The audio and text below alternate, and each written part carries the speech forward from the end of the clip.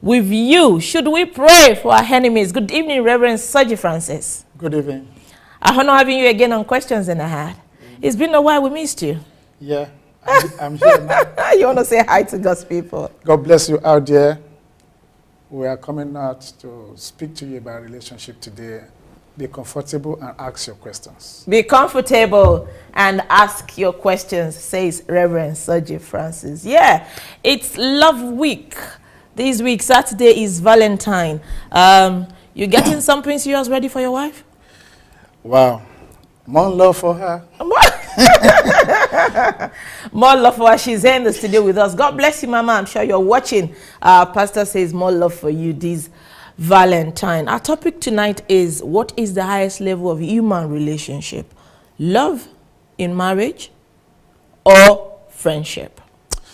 You've been married for how many years? Going to 21 years.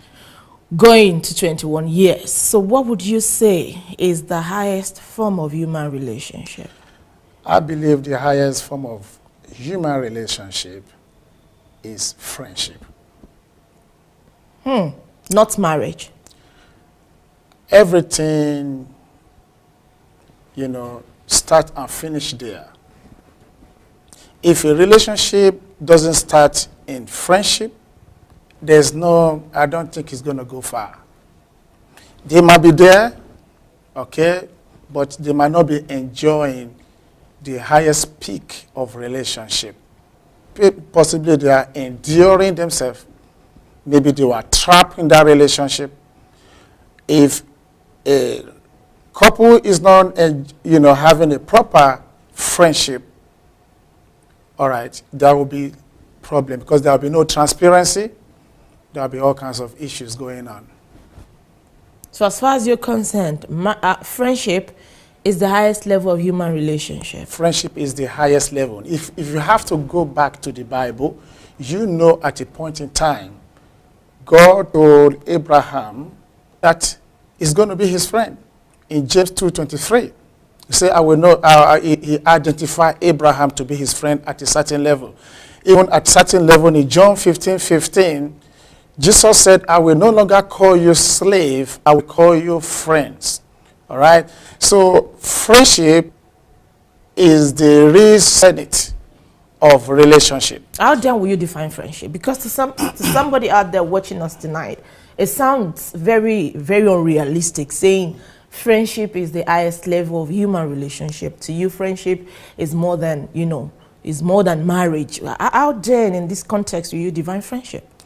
Friendship is defined as a strong bond or connection existing between people or a person.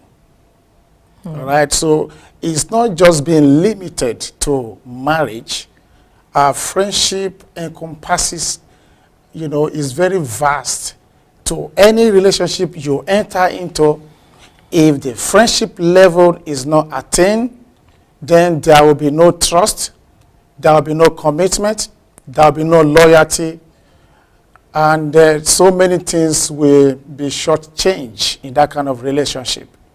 The enjoyment level will be limited. So according to you, friendship is the existence of a bond. Yeah. Between a group of people or between individuals. Or between marriage, within marriage. Or within marriage. Yes. Is it now possible for someone to be married and then have this bond of friendship with someone else? Bond of friendship with somebody else. You see, we can define relationship in many ways. We have, according to the definitions of law of friendship and relationship, where we have filial, where we have eros, where we have stego, and where we have agape. And all of those relationships stem from this agape level all the way down, not the other way up. You see what I mean? So if I have a filial relationship with somebody like Jonathan and David, they have a filial kind of relationship that stems from agape love. All right? So they were able to exhibit what you call true love, friendship that lasts forever. Proverbs 17:17 says that you know, a friend is always, you know, there all the time. All right. So what we are saying invariably is that friendship is very important in all relationship, either in your college, either in the church, or in the society. When you have friends, it will help them to do certain things with no corners or carnal or whatever it is or manipulative involved. They open their treasure, just like, you know, Jonathan opened the treasure. Just like Jonathan opened, you know, the palace for David to become king in his stead. It is very big for anyone to do that, but it can only happen when relationship gets to friendship level. Will it not be difficult at this point to put a mark or demarcate between love and friendship? What I mean is, well, according to you, friendship is the highest level of human relationship. Yeah. Friendship at all levels. At all levels. At what point do we identify romantic love and friendship? Okay. Or do I have to have the same feeling of love, Yeah. in the name of friendship for Yes. everyone I come across? Yes. I will say it again that this type of loves that we mention, agape love, phileo, which is the friendship level, eros, which is the carnal or the sexual one, and also the stego. When it comes to erotic love, which is the sexual aspect of intimacy, that is reserved for marriage. Every other relationship flows in this agape level, and it is exclusive of eros, unless when it comes to marriage. Okay, so romantic and sexual love is only contained within marriage. Yes. Okay. Friendship inclusive. All of that will be inclusive. Is it possible for a married couple not to be friends? It's possible. So how would the marriage survive? Yes. It's very unfortunate that people enter into relationship for many reasons or many factors. Or maybe some people are ignorant at the time when they are selecting who they want to marry. Or maybe something changed along the way that disrupt the relationship. When people begin to pursue their career, then things begin to dwindle down. Because when the emotional love tank begin to dry up as a result of many factors, it disrupts the relationship and the connection and also the communication. And what really happened is that when somebody actually really a friend, when you are a friend to somebody from the beginning, it is possible that that relationship will strive and survive to the end. But if the friendship level was not there from the beginning, there is every possibility that something will be wrong, because in friendship, that's where we call open and not ashamed, or naked and not ashamed. Isn't that in marriage? Yeah. Well, naked and not ashamed. Friendship, naked and not ashamed. You just said that the concept of romantic love is within marriage. Yes. Outside friendship. Yes. So what do you mean by naked and not ashamed in friendship? Okay. You're meant to be my friend. I'm meant to be open to you.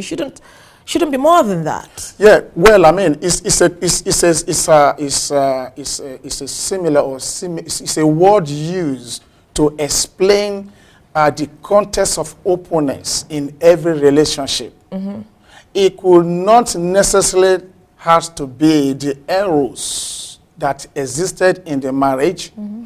It could be a filial where the other, don't you see the way Jonathan exposed everything to David and gave everything to David and being open to David and guided David all the way. And even David also, as part of his commitment, making sure that he keep his own part of relationship even when Jonathan died.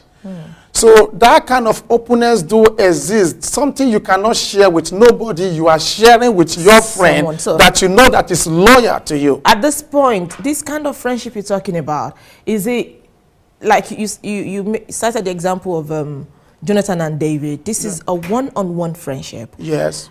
Is it possible to maintain this with a group of people?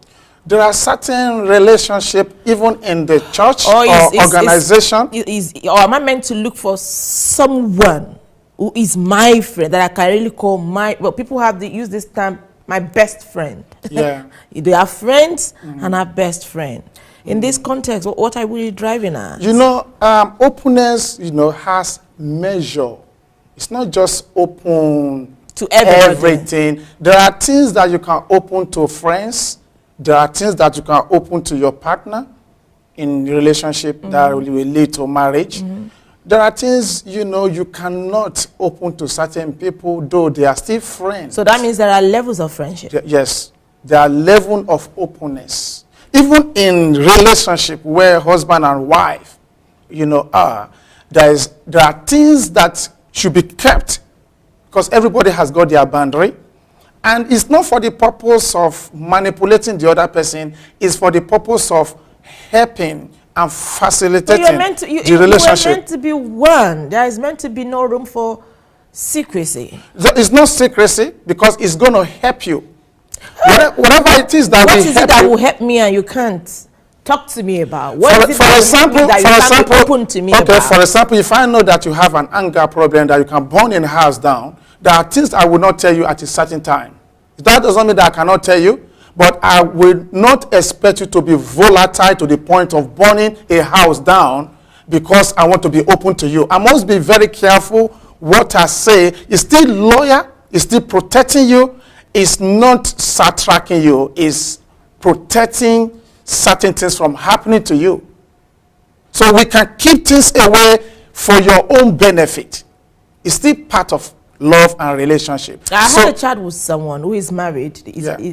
He's been married for years. And he happened to have someone he confides in outside his marriage. Yeah. Who happens to be a friend. Okay. Is that allowed? You know, the Bible says friends is sometimes, you know, love at all times. The boy is married. The two of them are meant to be one, together as one. Should there be a need for another level of friendship, another level of intimacy with someone outside? If that exists, that means that intimacy, that level of friendship, that level of oneness is missing at home. You see, different people for different things. If I have a counselor, because maybe my partner might not be able to counsel me in certain things. Maybe I need wisdom to grow in certain things so that I'll be able to come back to love my wife the better. So I can seek advice somewhere, you know, for me to have input on how to love better. You see what I mean? Seeking advice is different from having a friend. Someone you can really say, oh, he is my friend, she is my friend. Yeah. You know, someone you open up to as much as you open up to your wife at home. Yeah. Someone and at times it's mostly opposite sex. Someone you can confide in, someone you can tell some things you can't tell at home. It is possible if there's no immorality involved. Yes, it is possible. Sometimes some of those relationships can bring some kind of wholeness. And how do you put a demarcation? Because what is intimacy? What is closeness? What is friendship? When you begin to talk heart to heart. Yeah. Especially with an opposite sex who is not your wife or your husband. You begin to open up and and talk heart to heart, tell each other intimate things. We are humans. Naturally, you begin to have a certain level of feelings for each other because you talk intimately. It depends on the type of conversation that ensues between that person. If it's a conversation that is adding value, good. And if it is subtracting value, then the conscience of the person who is in friendship, all right, will prick him or her to curtail himself or herself from engaging herself into something that will lead to something else. See what I mean? This is where self-control can be placed. Because it is very, you see, no matter how you are bonded with your partner, there still can be some level of conversations and relationship and intimacy that can exist somewhere that might not be polluted, but it's just like an openness.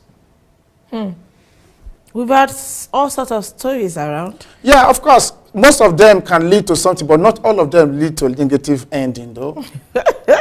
Okay, so you're saying it's possible for someone to be married and then have another serious level of friendship outside. When you say serious level, that's not what I'm saying about. See, this is what I'm saying here. When it comes to eros, which is the sexual intimacy between couples, that is maintained and contained in marital relationship.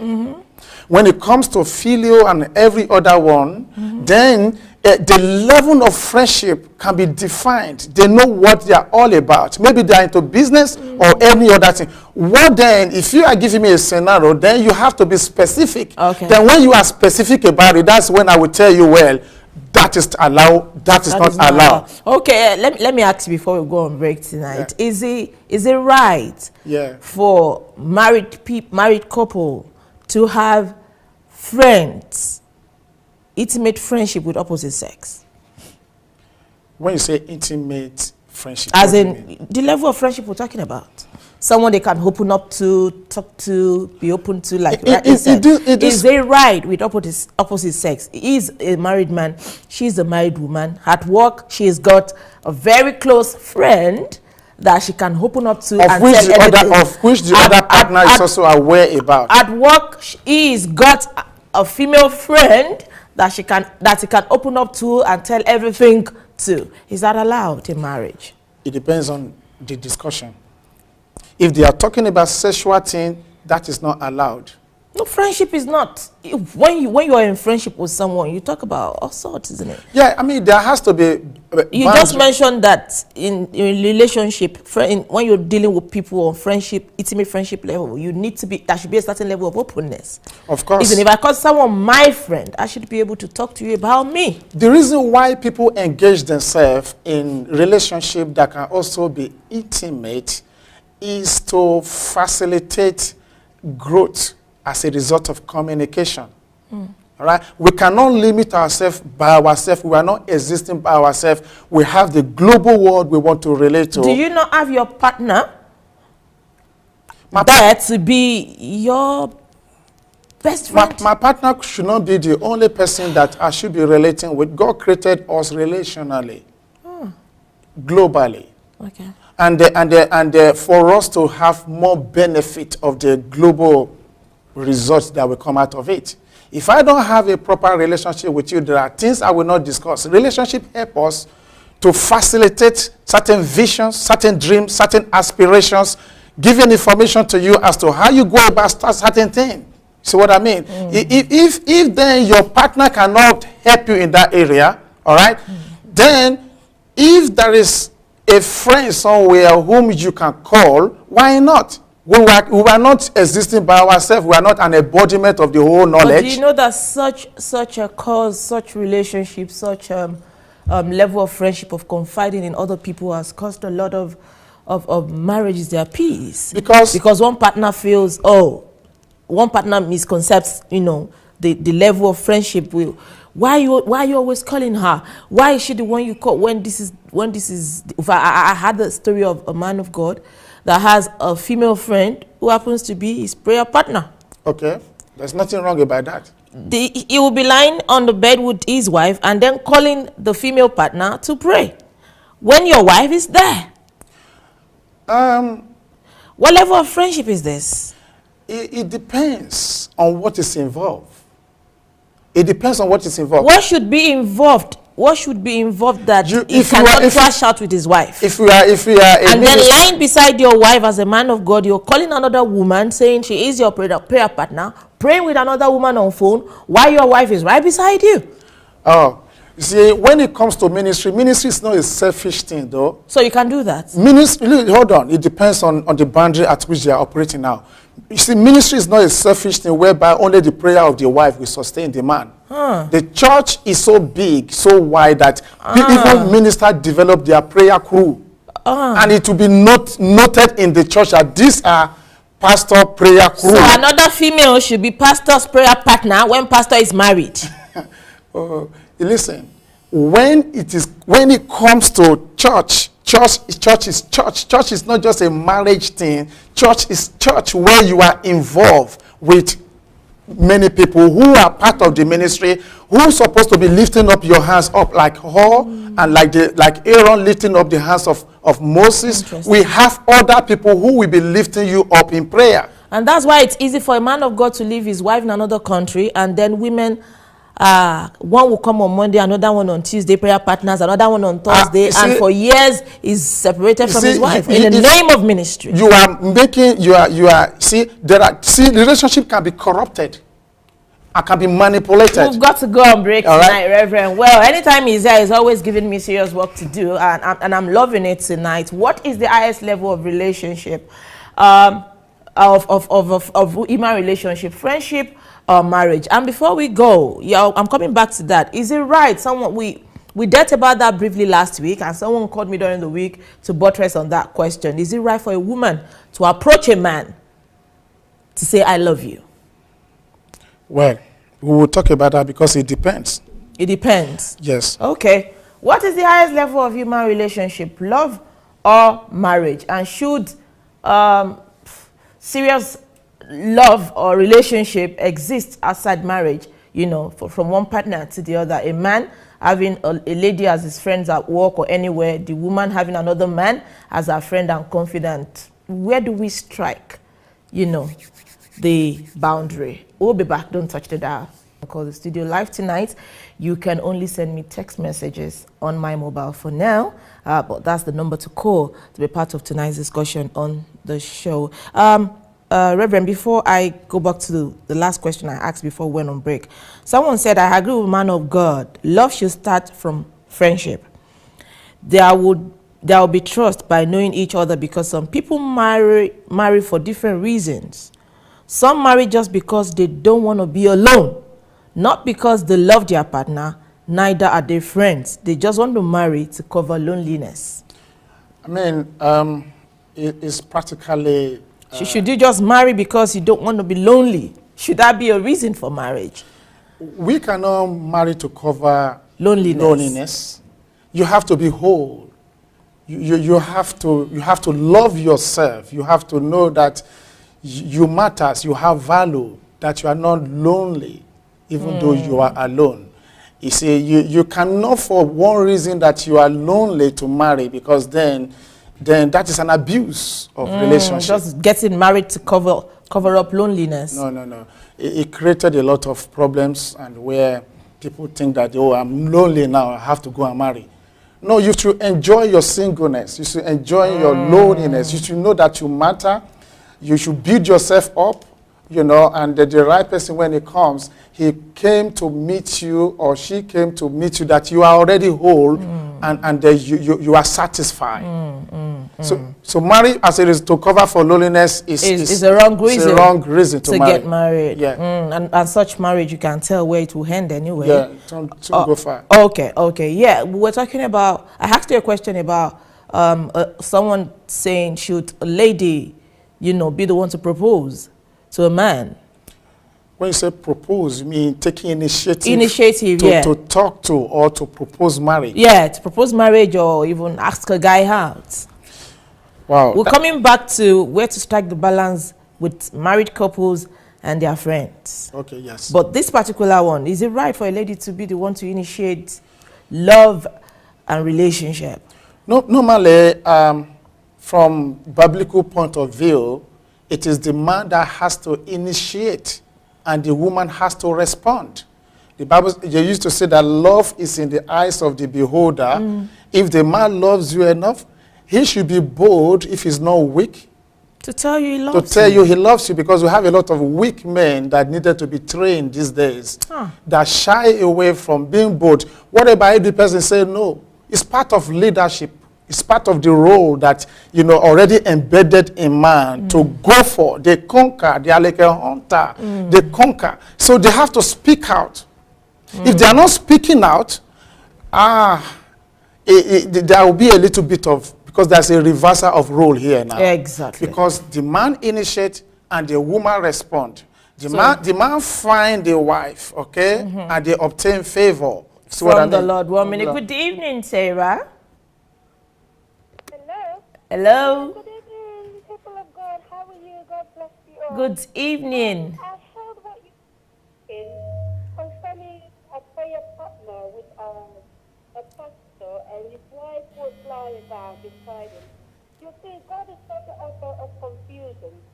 Because the Bible says, you know, a man to leave his father and mother, even forsaking all other friends, but not in a funny way. You can have where there is need to have, but what, you know, the pastor is doing with another woman as a prayer partner. Can you hear what you say? You can hear. God is not the author of confusion, and what the pastor is doing is wrong. Because his wife is there. People, you know, she should be the best prayer partner at home. Your wife should be your best prayer partner. Of course, I'm not. I'm not. The glory. God bless you. Thank you, Sarah. God Thank bless. you, Sarah. God bless you. We are not taking away the position of the wife as a prayer partner. For the, with the husband, yeah. Yes, your wife must be the first initiator, the first person that prays. We still have older people who will be praying for you, who are still part of. I'm not nullifying the position of the wife. The wife should be the first prayer partner. I'm not nullifying that. I'm just saying that we have church and we have people who will also be praying for you. Yeah, if the church has got a prayer team, like a prayer warrior team, you know, who prays for the minister of God in charge and for everyone in church is a different thing. But for a man of God who is married, to have another woman as his prayer partner in the name of friendship. 1 minute up. Good evening, Pastor Julie. Good evening, Sister Fumi. Thanks for calling. Francis. God bless you, ma. Amen. God bless you. Amen. Yeah, I think what the man of God is saying is that, I mean, if the wife is in bed and is now calling another woman to pray together, I think there's nothing wrong in that. Okay. The friendship of the wife is different. Another female pastor can be a prayer partner. Okay. If the wife is there, that means there's nothing to hide. If there's something between two of them, they couple up by praying together, they should do that while the wife is not there. So there's nothing wrong in praying together if the wife is in bed. Okay, so there is nothing wrong for a pastor to have... If any couple, if they are not friends of one another, even though they are in love, they could not last. It's the friendship that will keep you forever. When you marry to your friend, it's easy to trust one another. It's easy to do a lot of things together. So friendship is very, very important in any marriage. In any marriage. And about if a woman wants to propose to a guy, I think it will be too shameful for a woman to make move. To make such a move. There's so many ways of doing it without saying it directly. The guy also will know this woman wants something. Truly, as a man of God, I'm saying in this country, so many guys, they are afraid to speak to a woman that they have interest, whereas they love that same woman. But the woman can, you know, with sigh and let the guy also make a first move. It will be too shameful for a woman to say, please. To be the one to initiate love. Okay. Able to do that. God bless you, Pastor Julie. The guy knows, I have interest in you, but wait for the guy to make it first. Thank you. God bless you, Pastor Julie. We appreciate your contribution. To add to that, the implication is that anytime when the man saw the woman talking to another man, he will be thinking that he's trying to reinitiate another relationship. So there will be a lot of confusion. She initiated the first one. Yeah, but then, having said that, because we are in the dispensations of the Holy Ghost, there are times when people can say, well, where a man can pray that if this woman is supposed to be my wife, let her do this and let her do that. There are things that happens in our world. It depends on what kind of spiritual mood. Because you see, we cannot eliminate the ministry of the Holy Spirit. It's not reversing the role. It's the man that has already, prayed to the Lord that if she's my wife, let her do this and let her bring me a cup of stuff or let her laugh with me. See, things can happen. But not her coming to propose. No, just making appearance. Or not her coming to say, God spoke to me that you're my husband. There are people who prophesy that, but I don't know. Some people marry themselves, but at the end of the day, because it's a dialogue, there had to be communication to the other person. Okay, I'm going to make a reference to my guest last week. 1 minute. Good evening, Elizabeth. Hello? Hello, hi. Good evening. Good evening. Yes, I just wanted to say love and friendship Yeah? is the same thing, because without love, you can't have friendship. Without friendship, you can't have love. And when you take your friendship into marriage, it's because you've chosen to love that person more than all the other friends that you have. So friendship is the highest level of relationship. And love, there can't be separation. Okay. Friendship or marriage, really. Okay. There shouldn't be a question. Okay.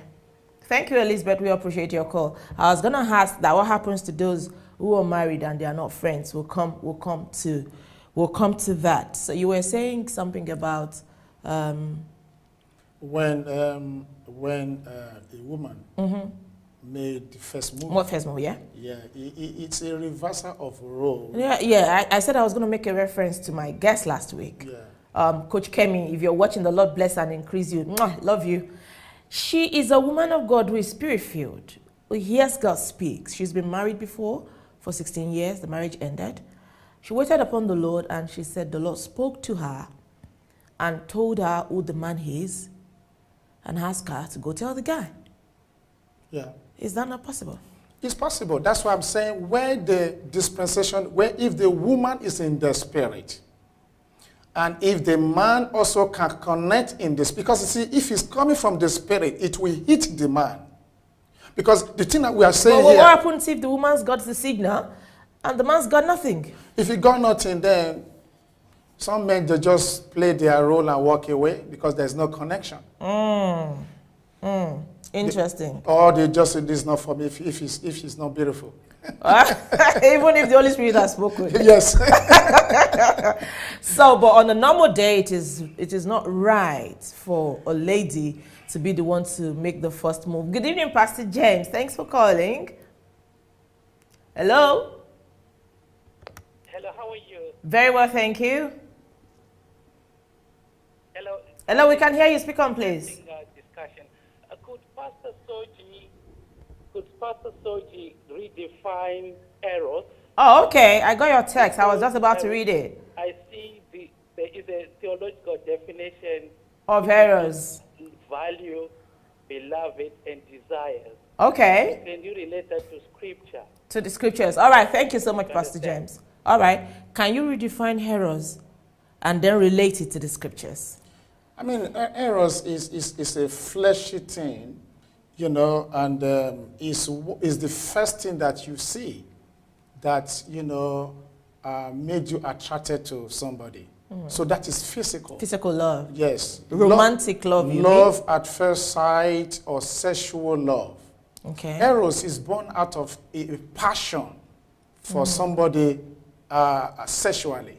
Okay. And Right. he wanted to know if there's any connection with the scripture. When, Adam met Eve, when he saw, he said, wow, this is a woman. Therefore, a man will leave his parents and cleave to this one that he met, and they shall join together to become one.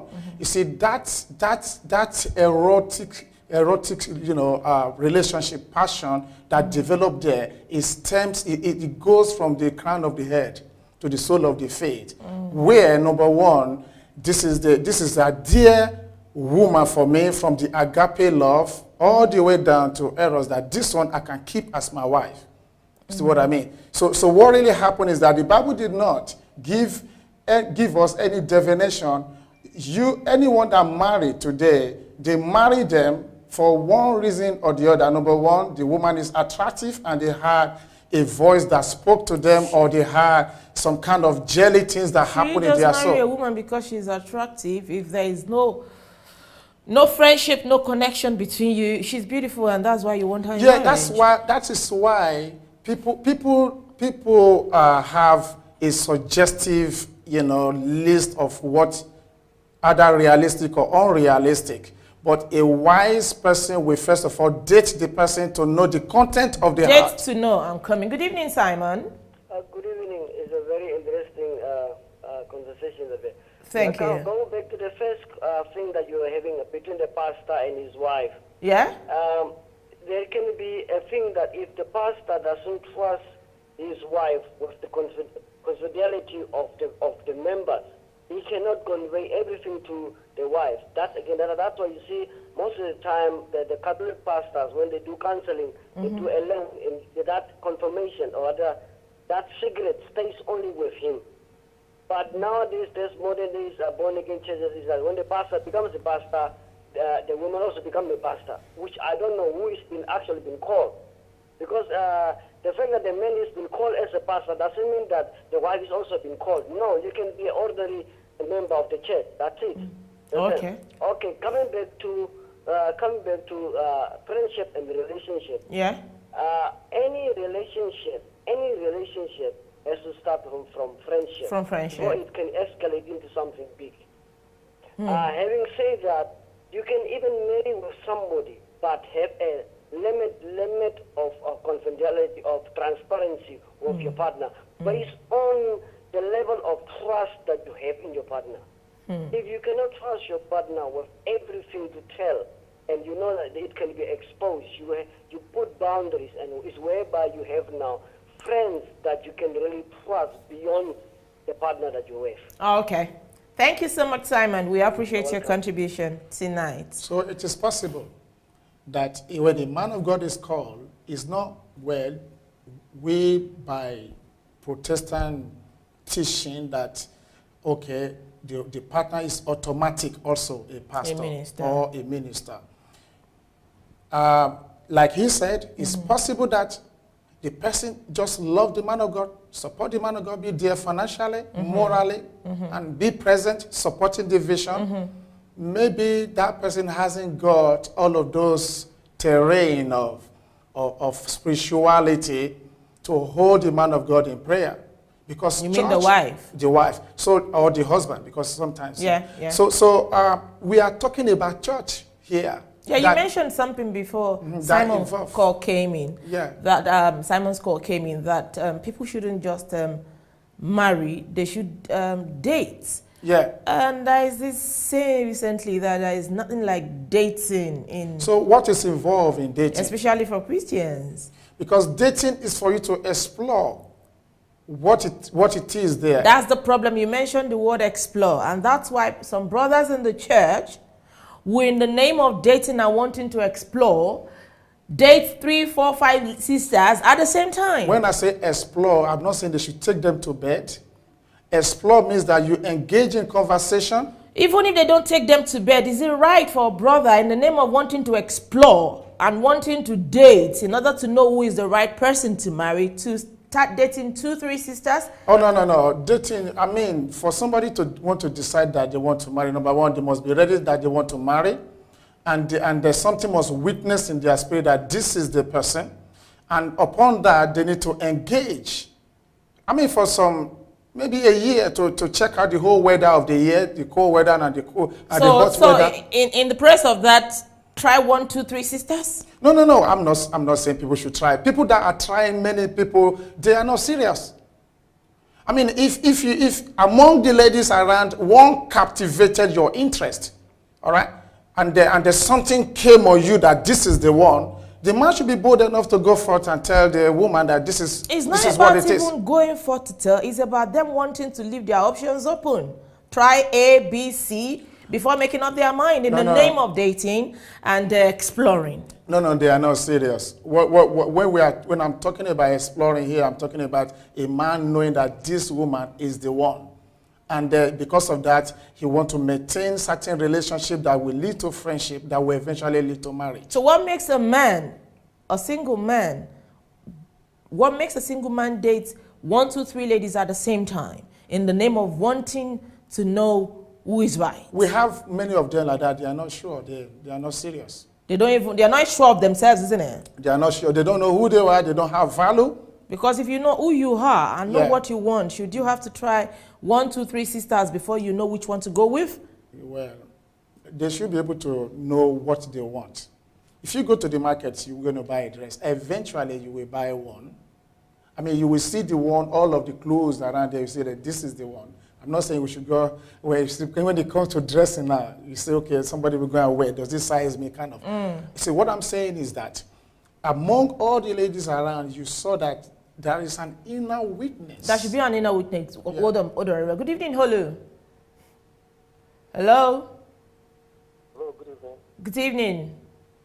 Yeah, thank you very much. Just a few minutes, I just want to make my own contribution. Go on, please. Regarding the topic, friendship or marriage, I'm a bit confused. Can you speak up a bit, please? We can't hear you. Yeah, I think somehow it's a bit confused. I mean, for me, but I'm just trying to, to understand what you are trying to discuss. I mean, talk about the friendship or love in marriage. I want to believe without the love, there cannot be a friendship. So I don't love is the basic of everything. Because without the love, there will be no friendship. And then this takes me to, briefly, maybe as a pastor of that, because it's the part of God, just to, to relate this thing to him, to just to explain this thing, and what this particular verse is. In Proverbs chapter 55, verse 12, in Psalm 55, verse 12, the Bible says, for it was not an enemy that approached me, then I were burning. Neither was it he that hated me, that did magnify himself against me. Then I will have hid myself for him. For verse 13, for it was thou a man my equal, my guide, and my acquaintance. That's the word acquaintance means friendship. So when you say friendship is the best, is the basic of the whole thing. I want to believe that there are friends that can kill. I want to believe love to be the greatest thing. Because friends, I may be your friend, but I may hate you. But when you talk about love covers everything. It's a covers policy of sin. So when you love to be greater than friendship. Because friends, there are a lot of people that are friends, but inner, right for the depth of their heart, they will not really love you. They will kiss you. They will kill you. But I want to believe, I'm not trying to hurt you or trying to say what the man of God has said wrong or something. But I don't want to make my own comment that love should be the love is the highest level. Yeah, we did not. Okay, thank you, Holu. We did not. We appreciate your contribution. We did not differentiate between love and friendship. Yeah. We are talking about friendship and marriage. But he's saying it's possible for someone to be your friend and they don't love you. Well, when we define friend in terms of biblical viewpoint, where Jesus Christ said, "You will no longer be slave. Now you are my friend." All right, where God confirmed to Abraham that now I cannot hide anything away from him. He is my friend. It's a different level of relationship whereby some kind of openness exists between the two people that love themselves. See, love is the most important thing.